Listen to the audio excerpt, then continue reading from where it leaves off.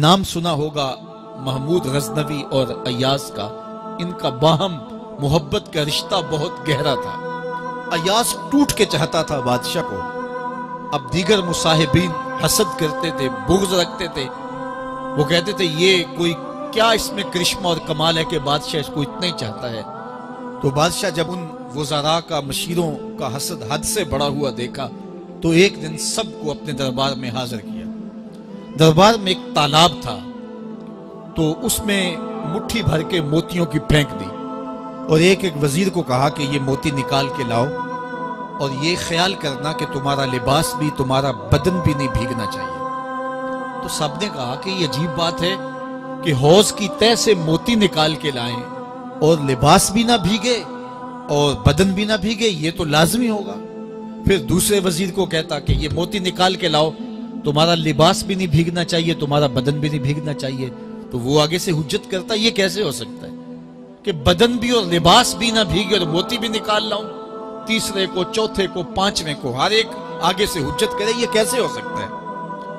پھر ایاز آ گیا، تو بادشاہ نے ایاز کو کہا کہ یہ موتی نکال کے لانے ہیں اور تمہارا لباس بھی اور تمہارا بدن بھی نہیں بھیگنا چاہیے۔ ایاز نے فوراً چھلانگ لگائی اور موتی نکالے۔ جب باہر نکلا تو بدن اور لباس پانی سے نچڑ رہا تھا، تو ایسے موتی بادشاہ کو پیش کیے اور بدن کپ کپا رہا تھا۔ تو بادشاہ بڑے غصے سے کہا کہ ایاز تمہارا بدن بھیگ گیا، تمہارے کپڑے بھی بھیگ گئے، میں نے کہا تھا لباس بھی نہیں بھیگنا چاہیے، کپڑے بھی نہیں بھیگنے چاہیے۔ تو ایاز بڑی لجاجت سے عرض کرنے لگا، بادشاہ سلامت، آپ کے دو حکم تھے، ایک یہ کہ موتی نکال کے لانے ہیں، دوسرا حکم یہ تھا کہ لباس اور کپڑے بھیگنے نہیں چاہیے۔ تو ایک حکم میں نے پورا کر دیا ہے، دوسرے کی معافی چاہتا ہوں۔ تو صاحب، اللہ نے حضرت انسان کے سینے میں جذبات کا ایک جہاں آباد کیا ہے، شیطان کو بھی انسان کے پیچھے لگا دیا اس کی آزمائش کے لیے، اس کے امتحان کے لیے، نفس بھی اس کے اندر موجود ہے، اور دوسری جانب اس کو گناہوں سے منع بھی کیا اور نیکی کی تلقین بھی کی۔ اب کتنی مشکل زندگی ہے حضرت انسان کی، آئی جان شکنجے اندر جویں ویلنے دے وچ گنا، کتنی مشکل زندگی ہے۔ خواہشیں ہیں کہ آوارہ ہیں، آرزویں ہیں کہ بے قابو ہیں، اور دوسری جانب اللہ کا حکم ہے، اب کیا کرے؟ تو گناہ کرنے کے بعد پھر اللہ کے حضور توبہ کر لے، جو ممرزد ہو جائے تو اس پر اکڑے نہ اور اس پہ مصر نہ رہے، اس پہ اصرار نہ کرے، بلکہ فوراً اللہ کے حضور توبہ کرے۔ گناہ کرنے کے بعد بندہ جب توبہ کرتا ہے، التائب من الذنب کمن لا ذنب لہ، تو وہ ایسے ہوتا ہے جس طرح اس نے گناہ کیا ہوا ہی نہیں۔ بندہ 100 بار گناہ کر کے توبہ کرے، اللہ 100 بار معاف فرما دے۔ وہ کریم ہے، 70 ماؤں سے زیادہ پیار کرتا ہے۔ تو بندے اس کی دہلیز پہ جب توبہ کرتے ہیں، رجوع کرتے ہیں اور اس سے معافی مانگتے ہیں، تو وہ یہ نہیں دیکھتا کہ یہ گناہ گار کتنا بڑا ہے، وہ یہ دیکھتا ہے کہ یہ میری دہلیز پہ آیا ہے، اور اس کے ما قبل کے سارے گناہ معاف بھی کرتا ہے، بلکہ گناہوں کو بدل کے نیکیوں میں بھی تبدیل کر دیتا ہے۔ آئیے اب قرآن مجید میں ان لوگوں کی کہانی بھی پڑھیے جو اپنی زندگی کو اپنے مالک کے نام لگا چکے ہیں، اور ان سے اگر کوئی معاملہ سرزد ہو جاتا ہے تو وہ کس قدر اللہ سے ڈرتے ہیں۔ وَالَّذِينَ يُؤْتُونَ مَا آتَوْا وَقُلُوبُهُمْ وَجِلَةٌ أَنَّهُمْ إِلَىٰ رَبِّهِمْ رَاجِعُونَ۔ فرمایا کہ وہ لوگ جب ان سے کوئی خطا سرزد ہو جاتی ہے، کوئی گناہ ہو جاتا ہے، تو ان کے دل لرز جاتے ہیں، خوف خدا سے وہ کانپنے لگ جاتے ہیں۔ انہم الی ربہم راجعون، تو وہ اپنے رب کی طرف رجوع کرنے والے ہوتے ہیں۔ اگر ان سے کبھی کوئی گناہ سرزد ہو جائے، ان سے کوئی غلطی سرزد ہو جائے، تو پھر اس پہ ضد نہیں کرتے، اس پر مصر نہیں ہو جاتے، اس پر حجتیں اور دلیلیں نہیں لاتے، بلکہ وہ کیا کرتے ہیں؟ فوراً اللہ کے حضور رجوع کرتے ہیں اور معافی مانگتے ہیں، اور اللہ کو یہ بہت پسند ہے کہ کوئی مجھ سے معافی مانگے، اور اللہ انہیں معاف کر دیتا ہے۔ اللہ اکبر۔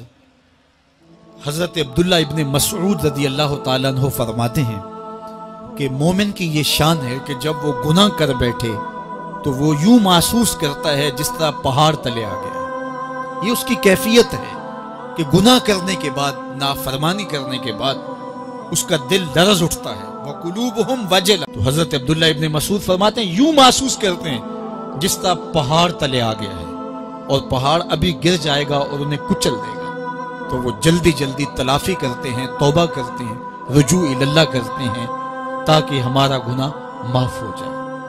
اور منافق کی مثال بھی بیان کی گئی، جب وہ گناہ کرتا ہے تو یوں محسوس کرتا ہے جیسے بدن پہ مکھی بیٹھی تھی، ہلکے اشارے سے اڑا دی۔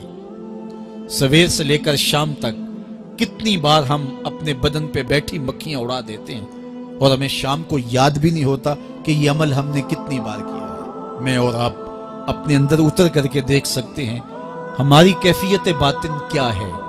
نمازیں چھوڑی، جھوٹ بولا، غیبت کی، چغلی کی، کسی کا دل دکھایا، کسی کو تکلیف دی، گالی گلوچ کیا، سب و شتم کیا، سویر سے شام تک کیا کیا گناہ کیے، کبھی خیال بھٹکے، کبھی سوچیں آوارہ ہوئیں، کبھی نگاہوں نے بدکاریاں کی، کبھی زبان نے جرم کیے، اور شام کو ہمیں یاد بھی نہیں ہوتا کہ آج ہم نے کیا کیا جرائم کیے، آج ہم نے کیا کیا گناہ کیے۔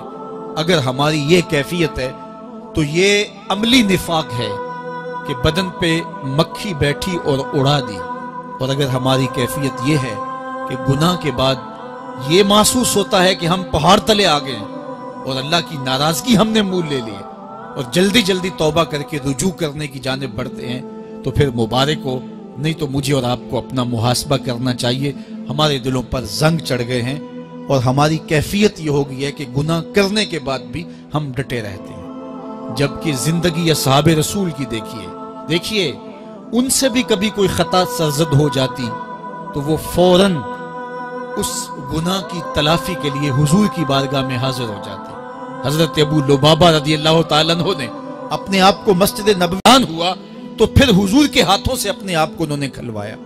ایک خاتون حضور کی خدمت میں حاضر ہوئی اور عرض کی یا رسول اللہ صلی اللہ علیہ وسلم، مجھ سے بدکاری سرزد ہو گئی ہے اور میرے پیٹ میں بچہ ہے اور میں چاہتی ہوں کہ آخرت کی سزا کی بجائے دنیا کے اوپر اس کی سزا مجھے دے دی جائے تاکہ میں پاک ہو جاؤں اور صاف ہو جاؤں، کیونکہ آخرت کی سزائیں بہت سخت ہیں۔ اللہ کے محبوب علیہ السلام نے جبریل امین سے ایک دن پوچھا تھا مجھے جہنم کے عذابوں کا ذکر سناؤ، تو عرض کی یا رسول اللہ صلی اللہ علیہ وسلم، سب سے ہلکا عذاب، اخف العذاب، ہلکا ترین عذاب یہ ہے کہ جہنمی کے پاؤں میں آگ کے جوتے رکھے جائیں گے، باقی اس کے پورے بدن پہ آگ نہیں ہوگی، صرف آگ کے جوتے اس کو پہنائے جائیں گے، لیکن اس کی حدت، گرمی اور شدت اتنی ہوگی، یغلی منہما دماغہ، اس کی شدت سے اس کا دماغ پگھل کر ناک اور کانوں کے ذریعے سے باہر آنا شروع ہو جائے گا۔ یہ سب سے ہلکے عذاب کی کیفیت ہے، اور جو عذاب سخت ہیں الیاذ باللہ، اللہ تعالیٰ قرآن مجید میں فرماتا ہے ثم لا يموت فیہا ولا یحیا، اس بڑے عذاب کا ذکر کیا جو جہنمیوں کو دیا جائے گا، فرمایا اس عذاب کی کیفیت یہ ہوگی بندہ نہ جیے گا نہ مرے گا۔ جیے گا اس لیے نہیں کہ آگے اور پیچھے، دائیں اور بائیں آگ ہی آگ ہوگی، تو اس آگ میں جینا کو جینا تو نہیں ہوگا، اور مرے گا اس لیے نہیں کہ موت کو موت آ چکے ہو۔ جنت میں جنتیوں کو ایک ہی ڈر اور خدشہ ہوگا کہیں موت نہ آ جائے، اور جہنمیوں کو ایک ہی امید ہوگی کہیں موت آ جائے اور جان چھوٹ جائے۔ اللہ تعالیٰ مینڈے کی شکل میں موت کو لائے گا اور موت کو ذبح کیا جائے گا، جنتی جنت سے اور جہنمی جہنم سے دیکھ رہے ہوں گے۔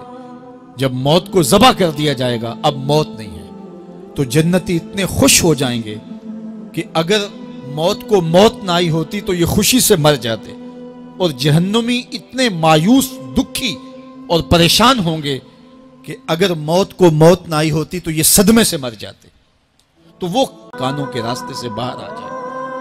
تو اس نے عرض کی یا رسول اللہ صلی اللہ علیہ وسلم، میرے اوپر حد جاری کر دیجئے، اور اس نے کہا کہ میرے پیٹ میں جو ہے وہ بچہ ہے۔ اللہ کے محبوب علیہ السلام نے فرمایا جاؤ، جب بچہ پیدا ہو تو پھر آنا۔ وہ چلی گئی، تو جب بچہ پیدا ہوا تو گود میں اٹھائے پھر حضور کی خدمت میں حاضر ہوئے اور عرض کی یا رسول اللہ، یہ ہے بچہ جو میں نے گناہ کیا تھا، بدکاری کی تھی، آج یہ اس کی نشانی ہے۔ تو اللہ کے محبوب علیہ السلام نے فرمایا کہ اسے لے جاؤ اور اسے دودھ پلاؤ، اور جب یہ کچھ کھانے پینے لگ جائے گا تو پھر آنا۔ تو تھوڑی دیر کے بعد، کچھ دنوں کے بعد وہ دوبارہ حاضر ہوئی اور اس نے اس بچے کے ہاتھ میں روٹی کا ٹکڑا دیا ہوا تھا، اور عرض کی یا رسول اللہ دیکھ لیجئے اب یہ روٹی کھانے لگ گیا ہے۔ اللہ اکبر۔ تو اللہ کے محبوب نے فرمایا انہیں لے جاؤ اور جا کے انہیں سنسار کر دو۔ اس کی یہ حد بنتی تھی، اس کو سنسار کیا اور اس نے خود یہ سزا اپنے لیے قبول کی۔ مائز ابن مالک اسلمی عرض کی یا رسول اللہ طہرنی، مجھے پاک کر دیجئے۔ میرے حضور نے فرمایا جاؤ اللہ سے معافی مانگو۔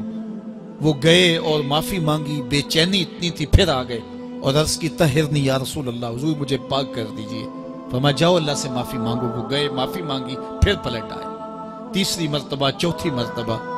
آقا کریم نے فرمایا فیما اطہرک، تمہیں کہا اللہ سے معافی مانگو، کریم ہے معاف کر دے گا، تم پھر پلٹ آتے ہو، تمہیں کس جرم سے پاک کروں؟ قال من الزنا، عرض کی مجھ سے بدکاری ہو گئی ہے اور میں چاہتا ہوں کہ دنیا پر فارغ ہو جاؤں۔ حضور نے فرمایا کہ اس کا توازن عقلی تو ٹھیک ہے، عرض کی حضور صحیح الحواس ہے۔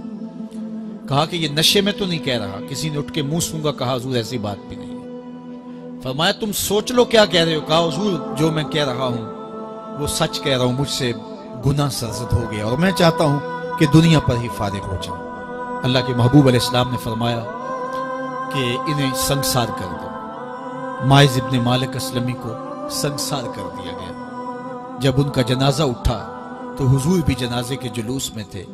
کسی کی زبان سے نکلا لو مائز نے گناہ کیا تھا، بس یہ بات سننے کی دیر تھی، اللہ کے محبوب کے چہرے پہ جلال آ گیا۔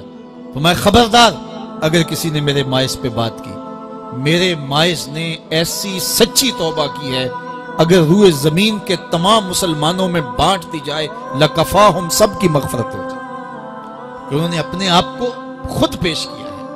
اب مائز ابن مالک کا جنازہ اللہ کے رسول نے خود پڑھایا، بلکہ مسلم کتاب الحدود میں ہے کہ ان کے جنازے کے دوسرے دن یا تیسرے دن حضور ان کے ہاں تشریف لے گئے، اور جب آقا گئے وہم جلوسن، تو لوگ وہاں بیٹھے ہوئے تھے، تو یقین کیجئے کہ یہ وہ لوگ تھے کہ جن سے کبھی کوئی گناہ سرزد ہو جاتا تو وہ جلد توبہ کرتے، اور اس کی بڑی سے بڑی حد اور سزا بھی ہوتی تو وہ بھی کاٹنے کے لیے تیار ہو جاتے۔ میں اور آپ دیکھیں کہ ہماری زندگی میں اگر گناہ ہیں اور ہمیں سچی توبہ کی توفیق بھی نصیب نہیں ہے تو پھر ہم سوچ لیں کہ ہم کہاں کھڑے ہیں۔ دیکھیے اللہ دلوں کے بھید جانتا ہے۔ سچی توبہ یہ ہے کہ جو کیے پر ندامت ہو اور آئندہ نہ کرنے کا عزم مصمم ہو، پکا ارادہ ہو کہ یہ گناہ زندگی میں دوبارہ نہیں کروں گا۔ الگ بات ہے کہ پھر دوبارہ اس سے سرزد ہو جائے، لیکن جب وہ توبہ کر رہا ہو تو اس وقت اس کا پختہ عزم ہو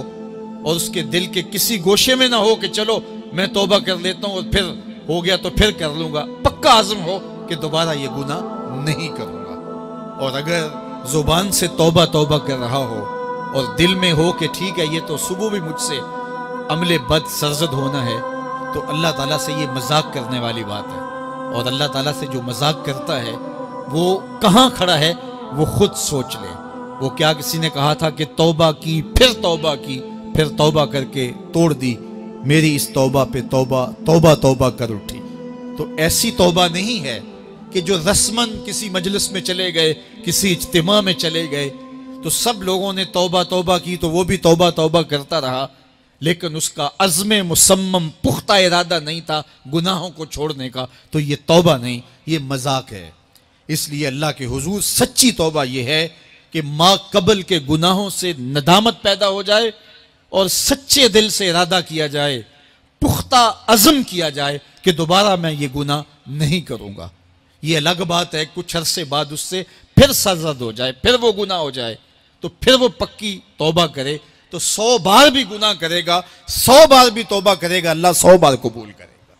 لیکن اندت توبہ اس کا عزم مصمم ہونا چاہیے، اس کا عزم پختہ ہونا چاہیے۔ محض لفظوں سے توبہ پکارنا اور دل توبہ نہ کر رہا ہو اور دل عزم مصمم